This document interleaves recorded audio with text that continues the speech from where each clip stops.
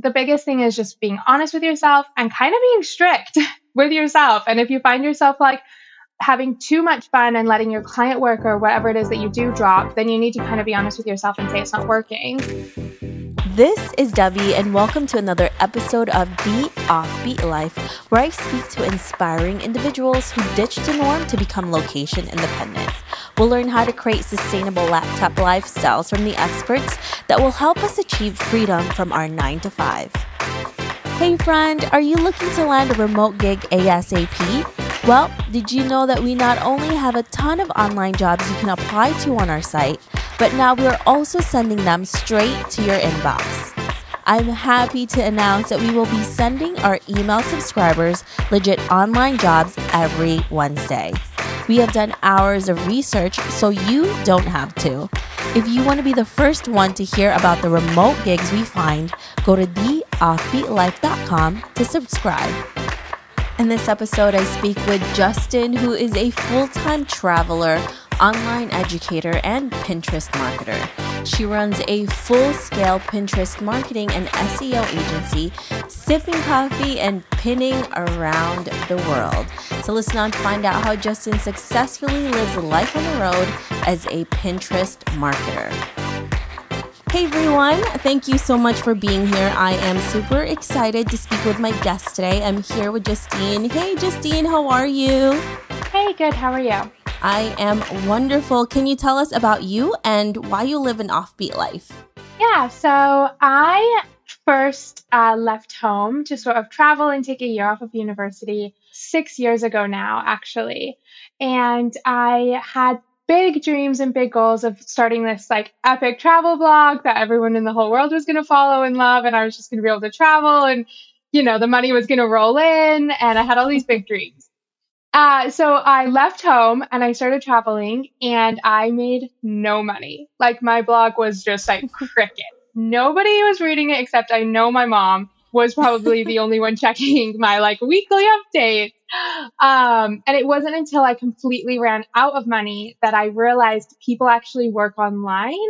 And there were so many different ways that I could continue traveling and do it at my own pace and like make an income while I did it. So it took me about 2 years to figure that out into my travels.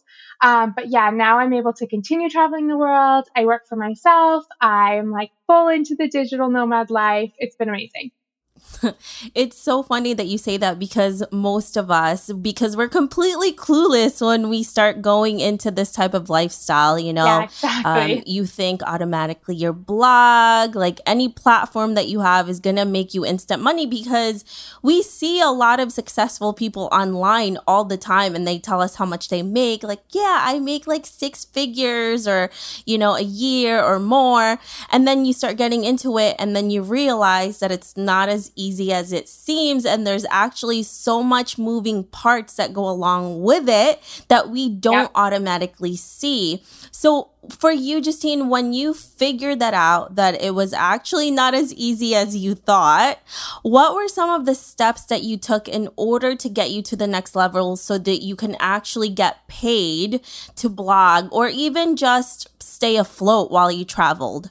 Yeah, that's a great question. So, like you said perfectly, I was like, oh, I'll just put Google ads on my blog and then I'll make money because that's what people do, or like what this random blog post told me to do. So I kept scrambling and doing all these things like that weren't actually helping because I hadn't had the traffic to my blog. So it wasn't until I was in Bali and I completely ran out of money.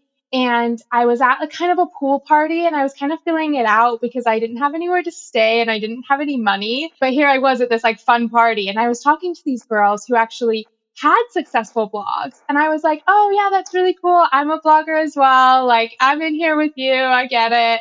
And a couple of them started talking about like where they didn't have enough time to get the blog post written or they didn't have enough time to get all the things done that they wanted to on their blog. And my friend who knew that I actually didn't have any money was like, oh, why don't you have Justyn help you? Like she could fill in for you. She could write some of your blog posts for you and then you could post them on your blog. And I was like, what are you doing? I want to blog for myself. I don't want to blog for other people. But it was actually like the exact stepping stone I didn't even realize I needed. to actually be able to like have the money to stay where I was. So I started out very slowly, sort of doing blogs for other bloggers, like writing, ghostwriting content for them. And that's how I got my first real client working on Pinterest, which is like what my whole business runs around now is on Pinterest. It was in this random place all the way across the world where this first person was like, I could use help with like Pinterest and blog writing. And I was like, okay, yeah, that's fine. I can help you with that. And they ended up bringing me on their team and having me help them with that. It's crazy how much it's like spiraled and grown since then. Whereas back then I thought everyone was doing it on their own. Like everybody was a one woman show. I didn't realize that like bloggers might need help with a lot of the things that they're doing. Yeah. So it was kind of like in a very funny way, just sort of like fell into my lap of this, like, well, people actually do get paid to help people with these things. And I got my first like opportunity that way. I love that it was in a random party that you ended up getting your first clients and you were pretty much at the end of your rope. And sometimes it's so amazing how the universe just gives you exactly what you need at the right time. And sometimes you're ready to give up and then it just shows up. And I think that's so interesting. It's so amazing. And at first, I think there's this thing with us too where we're not open to it, but then we're given the opportunity. And if you just open yourself up to it, you never know what's going to come out of it. And now you have a whole business around it. You helped so many other people. You also learn from that too. You learned how to become a better blogger. You become a better writer, marketer, all of those things that led you to where you are now. So that is such an interesting way of doing it. And for you, how did it grow from that first client to actually making this into a business for yourself? So I got really lucky with my first client because I did meet her in like a very intimate situation where it was like she was with friends, I was with friends. So it was kind of like in-person referral pretty much. But from that, I was able to get more referrals from her. So she was able to like send my information to other bloggers that she knew. And I kind of got in the like blogging community that way. So my first clients were all basically friends of her and then like friends of theirs. And then like I became kind of passed around in the community as someone that people knew they could get a couple of blog posts written by, or they could get like help with their Pinterest done or any of those things. So I kind of just got passed around and I got really lucky because for the first definite like year of working online, it was a lot of just networking. It was a lot of people saying like, oh, cool, you've helped so and so. And then me just sort of saying, I can help you too. Here's how. And sort of like getting past that fear of saying, let me help you. And like, I can do more things and like kind of putting myself out there in that way before I had to like go and actually pitch myself to anyone. It kind of could be on like a introductions, so and so's passed my name on. And so then I can kind of just like say, hey, these are all the things I can help you with. And then people always want a referral, I think, when it comes to like hiring someone to do work for them. So it's really good if you can do a good job for someone and then they're willing to pass you on. And you even tell them, like I tell people all the time, I'm like, tell your friends, tell anyone else you know, like if you run into anyone who needs help with these things, like go ahead and pass them their information on. Because it's so important. Like you almost have way more of a guarantee to like land a client if you can have like that little like first name basis referral where someone can be like, oh yeah, I've worked with them. So I got really lucky because it kind of became, once I took on that first client, I was so like scared and did not want to do it. And then I took on that first client and then I was like, give me all the clients, I can do this. And just sort of like started, asking people to like refer me along and tell other people that I could help them. Yeah, it's building your confidence. There's so much that happens once you land that first client. And I think for most of us, that's the real hard part is that first client to get because there's a lot of insecurities that you go through. You don't have that confidence yet. And then once you get it, it's like there's a huge boost in your mental toughness, your energy as well, which is pretty incredible when you think about it. So I know you talked about networking. When you say networking, what exactly did you do to network, to get clients, or even just to gain trust from people in your industry? So it was a lot of beyond just like replying in Facebook groups, because there's Facebook groups can be a great way to like find clients. They can also be really oversaturated. So instead of necessarily looking for jobs in Facebook groups, I made it a really important part of like my strategy to just like offer a lot of free information and be really helpful to people so that my name started to become a bit more known and that like I was constantly popping up on people's posts because then, you know, if you come back and like if someone loves the free information you're giving them and then you come back and say like, I know it's a big workload. Why don't you have me take this and this off your plate? I find that they're a lot more willing to go for it because you've already given them like so much value. So I think a really important part of it is like, yes, applying for the jobs and putting yourself out there, but also just like bringing your expertise to the table, maybe even for free. Not doing free work. I never like tell people to do free work. It's more just like if someone asks a question in a Facebook group, make sure you're checking regularly and like offering people answers where you know like your expertise lies. So like if you're a copy expert, then you're always giving people tips on like how to improve something they've written, or if someone's like, I just don't know how to get started on SEO, you can give them a few tips. You don't give them like everything, but you give them a few tips to like, you know, share that what you've done to become an expert in that. I also think finding in-person events is very important as well. It's hard nowadays, but it's quite normal for people to want to have meetups from Facebook groups. So if like a bunch of women are meeting up in London and they're going to have like coffee or wine, I'll be terrified because it's a bunch of strangers, but I'll still like force myself to go and be in that situation. And then when I'm there, I can talk in person about like what my skills are and say like the first blogger I worked with, she didn't even know she needed to hire someone and kind of like let other bloggers know like, hey, you might need help with this. So maybe hire me because I'm here and I'm like available and I'm friendly. So I think like taking advantage of those in-person situations when you're like in a city that's doing like a digital nomad meetup, just go no matter how nervous you are. It's super scary, but you get there and people are really nice. So I think it's just important to like show your face and show up constantly in like Facebook groups. Those are such great tips. And it's so interesting too when you talked about giving free content out. And there's a lot of people that are afraid to do that, right? Because you mentioned this is they think that they're giving away all of this information for free. But if you do that the right way, you just built out this content once and you can share it over and over again. And that actually builds trust with the people who are maybe on the fence. They don't know you yet. And maybe they don't know people in your circle, but want to get this service done, right? And maybe that's just a tipping point for them to actually hire you, or at least start building that little,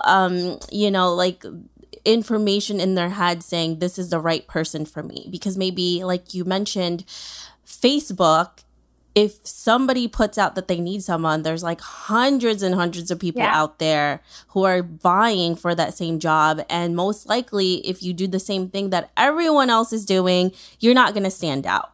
But if you have free information that you're giving out, then that makes you stand out. And you're also not begging, right? You're not like, hey, I want to work for you. It's like, hey, this is information. And if you like the information that I give you, you may also love working for me. So I really love that tip, Justyn, because a lot of people may be shying away from that. And this is just a really great way to show them that it actually works. And it has worked for you. And you've done so much with your business doing this strategy. And I love your networking too. And yeah, it's kind of harder to do that in person right now. But there's a lot of like webinars. They still do like meetups, but now it's virtual. So there's a lot of things happening out there. Yeah.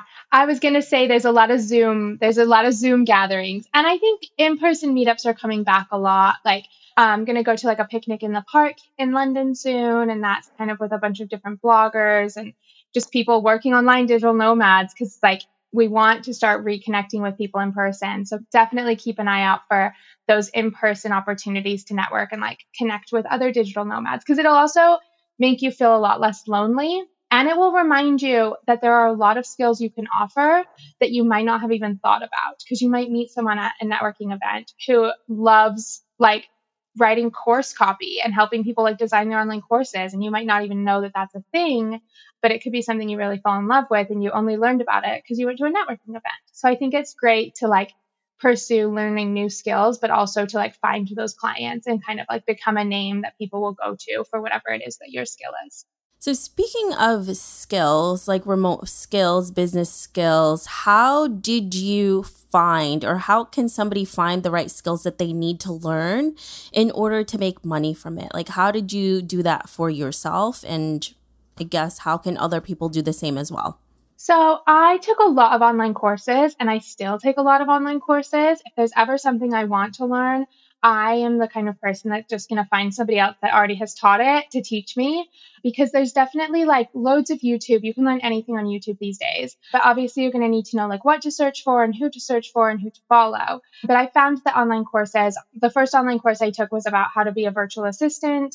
And that taught me a whole world of skills from like email marketing to podcast management to course management, all these skills. And then from there, I was able to sort of narrow down like what brings me joy. What do I want to wake up every day and work on?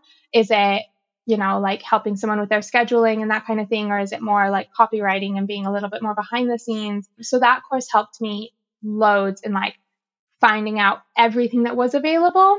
But then since then, I've taken courses on like YouTube and video and ads and realized that ads is not for me because it's like really intense. But I've taken all those courses to like try and narrow down like, would this be fun and interesting for me to work on? Or is it like way over my head and I need to let the experts handle it kind of thing? So I've always just been a big fan of supporting creators in that way and also taking online courses to like support myself and like keep learning.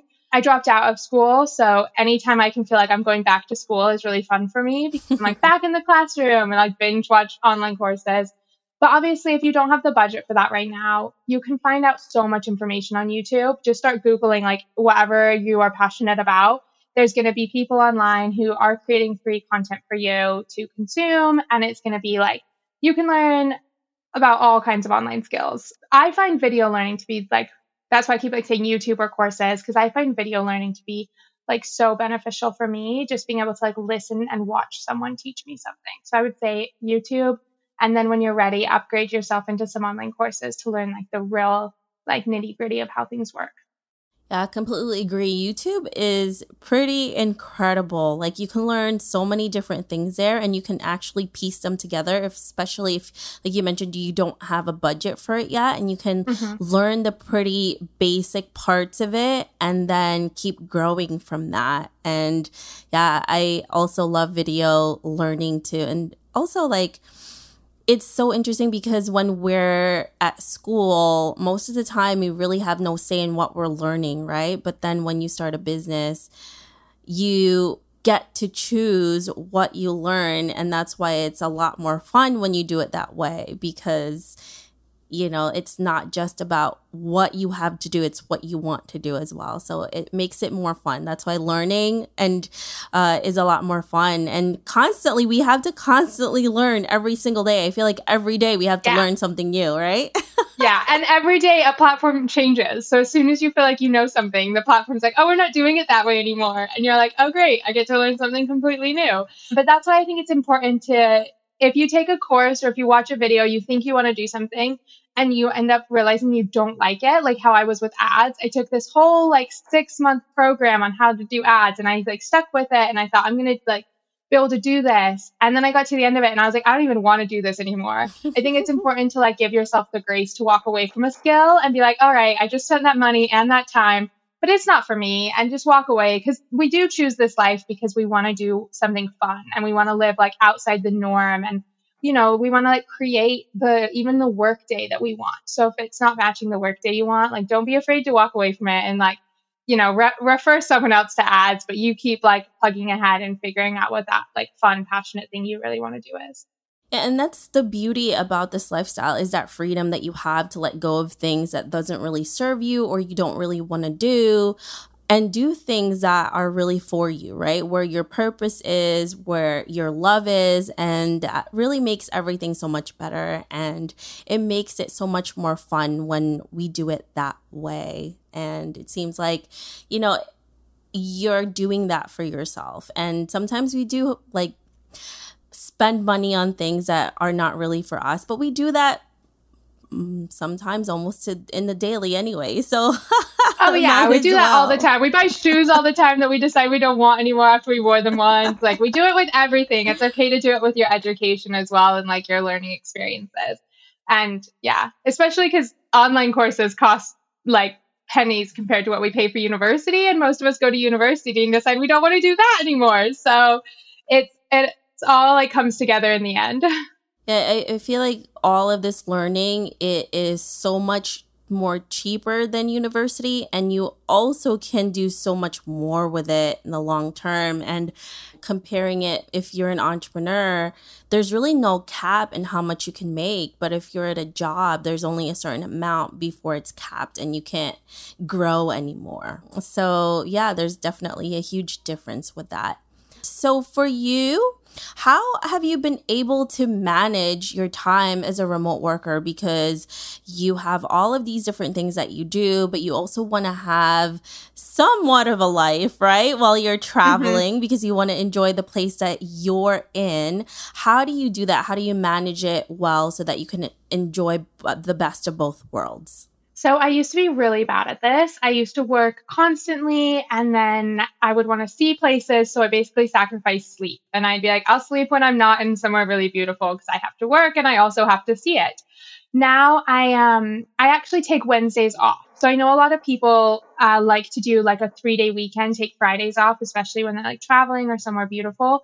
I switch it around and I actually take Wednesdays off because I find that if I work 2 days, knowing I'm going to have a break, I'm way more productive and I get a lot more done during my day. And then I've got Mm, this whole day where I get to explore. It's a weekday, so normal people are at their jobs. You've got a lot less like local people if you want to go to like museums or restaurants or anything like that. It's a lot easier to like be able to get in somewhere you might not be able to go on a weekend. So and then you come back and work 2 more days. So it breaks the week up. It helps my productivity load and then I always take weekends off and like make sure I'm giving myself that time to explore. But I think it's just about being really strict with yourself and like setting really realistic goals. Like how much can you realistically get done in a day? How much can you realistically get done in a week without sacrificing like what you want to see when you're in a place, what you want to do while you're visiting somewhere new. So I think like being very honest with yourself because that's where I struggled in the beginning was just like I can do it all and not actually being honest with myself or my clients about what my schedule looked like. So now my clients all know what my schedule looks like. I tell them that right up front because my schedule is very important to me. Having my freedom is very important to me. So I just let people know, sorry, I'm not in office, but I'll get back to you when I am. And making sure that there's like plenty of time for the fun and also for the work. It helps when you do something that is enjoyable though, because then you like don't sit and look outside at how beautiful the outside world is and just wish you were out there doing it. You're kind of thinking like, oh, I'm here. I'm lucky I get to be here because I love doing this job and I can do it from anywhere. So that also helps. Like we're making sure you're working on things that you're passionate about. But I think the biggest thing is just being honest with yourself and kind of being strict with mm-hmm. yourself. And if you find yourself like having too much fun and letting your client work or whatever it is that you do drop, then you need to kind of be honest with yourself and say it's not working. I either need to go somewhere where I'm not so distracted or I need to stay here longer so I feel like I have more time to do both. Or if you're like spending way, way, way too much time working and you're not actually enjoying where you are, you also need to be honest with yourself and say, do I need to work this much? Is the amount of money I'm making worth missing out what I'm here to do? Like, is the balance right? Is the work like load too much? And then if it is, you need to like be honest and let go of clients where you can, or stay in a place longer so that you can work a bit more and then still have time to like go and see. So I think it's all just about like getting to know your workflow, but also just having those like tough conversations with yourself and being like, you're working too much or you're not working enough. Cause I've been in both where I didn't work enough and I had clients chasing me up being like, excuse me, but this and this and this. And I'm like, ooh, I know, sorry, but Greece. But you can't really do that. You've got to be able to balance and be like, oh yeah, I'm doing it from Greece. It's great. Not be like, oh shoot, I decided I wanted to like have pina coladas on the beach for lunch. So the rest of my day was shot. That kind of thing. I think a lot of newbies that want to start working remotely or they just started jumping into it, there is sort of misconception that now that you're working for yourself, that you have all this freedom, that you should just put away all the routine altogether, right? And that's where most of our mistakes stem from in the beginning. And that definitely happened to me, where I'm just like, I could just do whatever I want when I feel like it. And then you realize, okay, when I don't set a routine for myself, it's actually detrimental to my work. If you have clients, you need to make sure that you're getting it done at a certain time. So, but the huge difference is, and the reason why I think most of us are trying to shy away from that, is because we got out of a 9 to 5, so we don't have that routine, right? And we want all this freedom. And it seems like, or it feels like, when you keep a routine, that you don't have a freedom. If anything, it actually gives you more freedom, because now you know exactly, right, when to work, when not to work. But the huge difference is you set it for yourself. And like you were talking about, Justyn, is that you decided that your routine was working 2 days and then taking off Wednesday and then working again the other days of the week. And that works for you, right? So there's like a no one size fits all type of thing. It's all about you and what fits for you. And having that routine is so crucial to all of this. And I think it's like a thing that we want to shed, but then we take back, but then it's in our own control. And then you actually realize how much more freedom you have with it, which is pretty incredible. Yeah, exactly. You've nailed it with that. It's not about completely getting rid of the routine. It's all about finding the routine that like makes your life perfect. Because yeah, routine is important. And without it, we all kind of like lose our focus, I think. So I love that, picking the routine that like is as much as why you've picked this lifestyle. I love that. Love it. All right, Justyn. So let's fast forward to maybe like 40 to 50 years from now, and you're looking back at your life. What legacy would you like to leave, and what do you want to be remembered for? So I want to be remembered for joy. Joy is my word I always return back to. I want people above anything else to just remember me and be like filled with joy. They always had fun with me. I always brought joy into their lives, whether that was in my work or in my personal life. So I always come back to that as like my big thing I want to be. I want everyone to remember me in joy. Looking back on my life, like that's what makes me smile. What makes me so happy is because everything I choose always has that focus. Is this going to bring me joy? Is this going to bring other people joy?